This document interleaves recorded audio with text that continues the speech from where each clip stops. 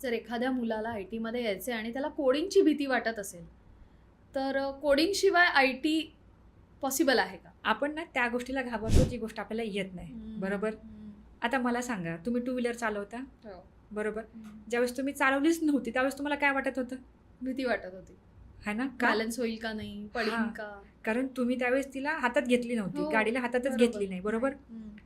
आता तुम्हाला जर प्रॅक्टिस करून येते चालवता, आता तुम्ही काय विचार करता? इझिली चालवतीये मी, Comfortable आहात. कम्फर्टेबल आहे, वेळेत पोहोचता हो, सगळीकडे, हो, बरोबर. हो. पण हे कधी झालं ज्यावेळेस तुम्ही शिकलात, तुम्ही माइंडसेट ठेवला की जर मी शिकले तर मला हे बेनिफिट भेटतील.